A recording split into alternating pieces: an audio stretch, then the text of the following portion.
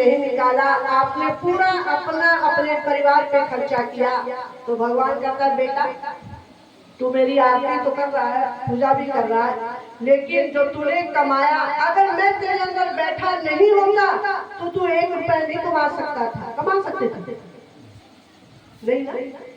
भगवान हमारे अंदर बैठेंगे और जब बैठे हैं तभी तो हम कमा रहे हैं, तभी हम दुनिया के काम कर रहे हैं। तो कहते अगर मैं ना होता तो तू 1 रुपया नहीं कमा सकता था, और मैं तेरे अंदर बैठा तेरे श्वासों को चला रहा, तेरी हर इंद्रियों से काम करवा रहा हूँ, और मैंने तेरे लिए 90 रुपया और अपने लिए 10 रुपया, और तू मेरा 10 रुपया भी खा जाता है, तो बेटा अभी तो मैं बेटा समझ के माफ कर रहा हूँ, लेकिन अगर तू नहीं सुधरेगा तो मैं तुझे छोड़ने वाला नहीं। तो क्या करता है, कभी उसी को बीमार कर देगा, कभी घरवाली को बीमार कर देगा, कभी बच्चे को बीमार कर देगा। अब आप सोचिए डॉक्टर 10 रुपए से काम चलाएगा, भगवान 10 रुपए से काम चलाता है, और डॉक्टर 10 रुपए की जगह 100 रुपया, और 100 रुपए की जगह सीधा 1000 रुपया। अब सोचिए, आप खुद सोचिए कि भगवान कितने दयालु हैं, कितने कृपा के सागर है कि वो 90 रुपए के खूब आप खाइए कमाइए, लेकिन मेरा हिस्सा मेरे निमित्त खर्च करते रहिए। तो जो मान जाता है वो सच में ही कहीं न कहीं भगवान की छत्र छाया में पलता और बड़ा होता रहता है। और जो नहीं मानता है तो भगवान कहते हैं ना कि भैया डॉक्टर के अंदर भी मैं ही बैठा हूँ, मैं ही डॉक्टर के अंदर क्या बन जाता हूँ, कठोर बन जाता हूँ, और कहता हूँ भैया पहले 50,000 रख, तब तुम्हारे घर वाले का ट्रीटमेंट करेंगे, नहीं तो उसको यहाँ से ले जाइए। तो हमारा समझाने का मतलब है कि सच में हम भगवान का हिस्सा अगर भगवान को देते रहेंगे तो भगवान का आशीर्वाद मिलता रहेगा, और भगवान हमें हर बुरी परिस्थितियों से बचाएंगे। अगर आप नहीं करोगे तो आप भगवान के आगे हाथ जोड़ते रहिए, भगवान कहेगा मेरा हिस्सा है और मेरे कोई नहीं देता है, और मैं ही तो तेरे को आड़े हाथ ले रहा हूँ।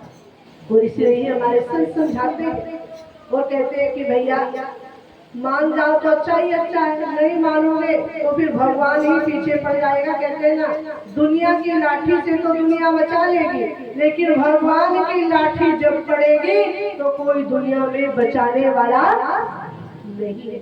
और इसलिए ही अक्सर हम कहते हैं कि आप दुनिया से डरिए या ना डरिए, लेकिन एक उस भगवान से जरूर डरते रहिए, क्योंकि भगवान हमारे अंदर भी है, आपके अंदर भी है, कण कण में समाया है।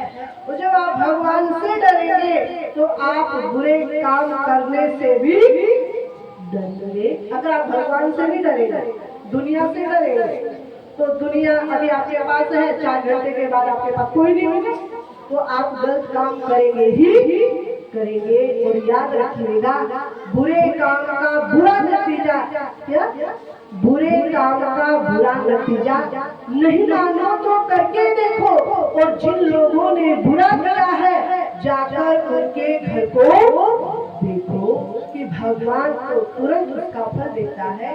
तो फिर हम भगवान से क्यों नहीं दोस्ती बनाते, दुनिया से दोस्ती बनाते, दुनिया से डरते हैं, और भगवान से हम दोस्ती सच्ची बनाना ही चाहते हैं, भगवान से सच्चे हम डरते ही नहीं हैं।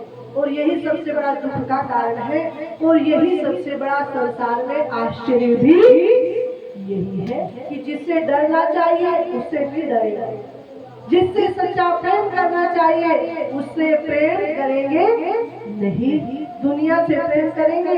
तो आपने इतिहास सुना होगा कि जब द्रौपदी के 5 पति थे और 5 पतियों से ही द्रौपदी प्रेम करती होगी, लेकिन कोई पिछला संस्कार ऐसा आया, योग से योग ऐसा बना कि भरी सभा में द्रौपदी का चीरहरण हो रहा, और 5 पति गर्दन नीची करके आंख मूंद कर बैठे हैं, किसी ने मुंह से चूप नहीं किया। कहते भीष्म पितामह जैसे प्रतिज्ञाधारी द्रोणाचार्य जैसे गुरु, कृपाचार्य जैसे गुरु शरीरधारी जो चाहे अपने संकल्प से धरती को टुकड़े टुकड़े कर सकते, ऐसे ऐसे योद्धा महायोद्धा थे। लेकिन जब द्रौपदी के ऊपर दुख पड़ा, जब द्रौपदी की भरी सभा में लाज जा रही, तो देखो सच में ही बड़े दुख की बात है कि वहां धर्म की रक्षा करने वाला कोई भी तैयार नहीं हुआ। द्रौपदी सबके आगे हाथ जोड़ती रही, सबसे विनय आग्रह करती रही, लेकिन किसी ने भी द्रौपदी की न सुनी लेकिन मदद नहीं की। और भरी सभा में केवल मात्र एक विदुर ने कहा था, अरे धृतराष्ट्र, क्या तुम राजा हो और तुम्हारी आंखें तो है ही नहीं, क्या तुम्हारे हृदय की आंखें भी टूट गई है?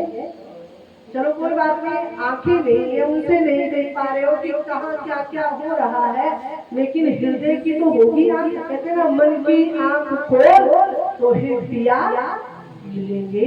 तो केवल मात्र एक विदुर ने कहा था कि इस गलत कार्य को आप रुकवाइए, आप राजा हैं और आपकी बात सबको माननी पड़ेगी। लेकिन देखो धृतराष्ट्र पुत्र मोह में फंस गया। किसमें फंसा? पुत्र मोह में फंस गया। कहते मैं तो कुछ समझ ही नहीं पा रहा हूँ जी। यही बोला उसने, मैं कुछ समझ नहीं पा रहा, मेरा दिमाग नहीं काम कर रहा है। अब सोचिए, पुत्र मोह में फंसकर दिमाग नहीं काम कर रहा, धर्म से विमुख हुआ जा रहा है। तब कहते हैं कि धृतराष्ट्र ने भी चूक तक नहीं किया। तब द्रौपदी ने देखा यहाँ तो सब स्वार्थी है, यहाँ तो सच में कोई सच्चा साथी है ही नहीं। तब द्रौपदी अपने मन को समझाती है।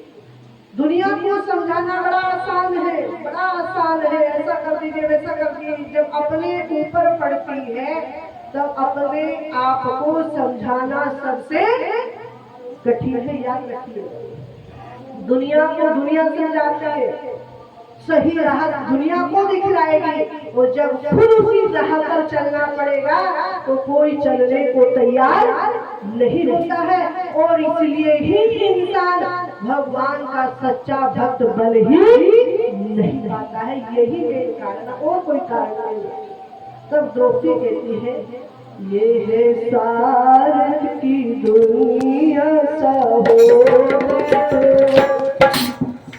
ये है स्वार्थ की दुनिया यहाँ